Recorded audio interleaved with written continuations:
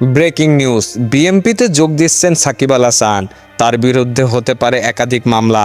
দেশ পালাবদলের হাওয়া লাগার সাথে সাথে বিসিবির অনেক কর্মকর্তা পল্টি নিতে শুরু করেছেন। পাল্টে গেছে তাদের কথা বলার সুরও।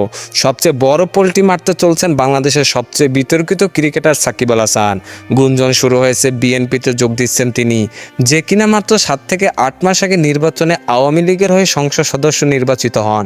তার বিরুদ্ধে উঠেছে নানা অভিযোগ, যেগুলো তিনি তার আগে করেছিলেন। লাইসেন্স না নিয়ে সোনার ব্যবসা করা, শেয়ার বাজার কেলেঙ্কারি, ক্রিকেট ফিক্সিং সহ আছে আরও নানা গুরুতর অভিযোগ। শোনা যায় এইসব নানা অভিযোগের ভিত্তিতে তার বিরুদ্ধে মামলা করার প্রস্তুতি নিচ্ছে প্রতিপক্ষরা। দুদকও হয়তো এইসব বিষয়ে ভালোভাবে নজরদারিতে রাখছেন। চলমান কোটা সংস্কার আন্দোলনে শুধুমাত্র পদ বাঁচানোর জন্য কোনো মন্তব্য করেননি সাকিব আল হাসান।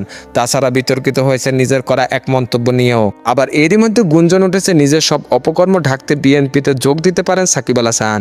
আর এখনই দেশে ফিরছেন না তিনি। যদিও পাকিস্তান সিরিজে সাকিব খেলবে বলে জানায় বিসিবি, তবে সেটা হয়তো নাও খেলতে পারে তিনি। খেলাধুলার সকল আপডেট পেতে আমাদের ইউটিউব চ্যানেলটি সাবস্ক্রাইব এবং ফেসবুক পেজটি ফলো দিয়ে লাইক, কমেন্ট, শেয়ার করে আমাদের সাথে যুক্ত থাকুন। ধন্যবাদ।